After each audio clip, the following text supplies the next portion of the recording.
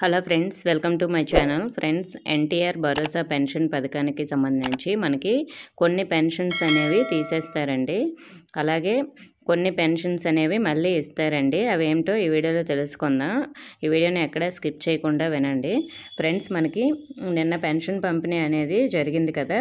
So ఇందులో అయితే మనకి కొన్ని న్యూస్ ఆర్టికల్స్ అయితే ఈరోజు రావడం జరిగింది. అదేమిటో ఈ వీడియోలో చూద్దాం. ఫ్రెండ్స్, మనకి పెన్షన్ల పంపిణీ ద్వారా వైకాపా సర్పంచి జాగర్లమూడి భారతీ దంపతులతో పాటు మరో 20 మంది వరకు అక్రమంగా పెన్షన్లు పొందుతున్నట్లు తెదేపా నాయకులు అయితే గుర్తించారంట. అంటే ఎలాంటి వైకల్యం లేకున్నా కూడా ప్రతీ నెల పెన్షన్ అనేది చాలామంది తీసుకుంటున్నారండి.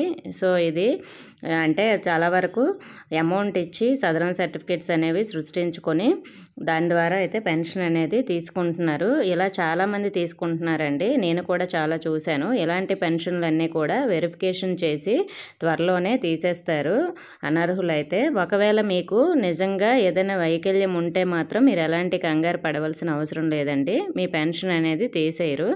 ఇలా మనకి అక్రమంగా ఏమైనా పెన్షన్స్ అనేవి ఉంటేనే తీసేస్తారు.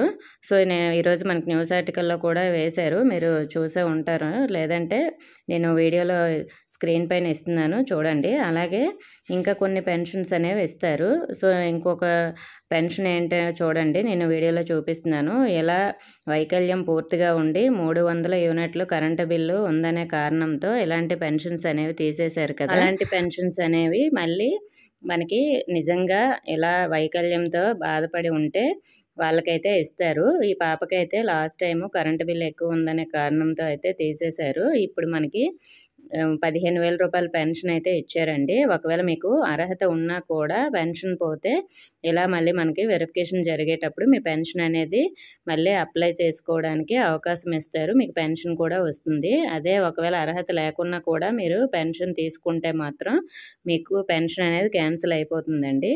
సో మనకి ఇక్కడ పవన్ కళ్యాణ్ గారు కూడా అదే చెప్పారు. గత ప్రభుత్వం అర్హత లేని వారికి పథకాలు ఇచ్చి ఉన్నవారికి తీసేసిందనే ఆరోపణలు ఉన్నాయి. సంక్షేమ పథకాలు రీసర్వే జరిగితే మంచిది. ఈ అంశాన్ని ముఖ్యమంత్రి దృష్టికి తీసుకువెళ్ళి క్యాబినెట్లో చర్చిస్తామని అయితే చెప్పారు. త్వరలోనే మనకి వెరిఫికేషన్ అనేది ఉంటుందండి. సో మరి దానికి సంబంధించి అఫీషియల్గా ఎప్పుడనేది డేట్ అయితే సచివాలయంకి ఇస్తారు. అప్పుడు నేను ఇన్ఫర్మేషన్ షేర్ చేస్తాను. ఒకవేళ మీ దగ్గర అన్ని డాక్యుమెంట్స్ కరెక్ట్గా ఉండి మీకు అర్హత ఉంటే మీరు ఎవరూ భయపడవలసిన అవసరం లేదు.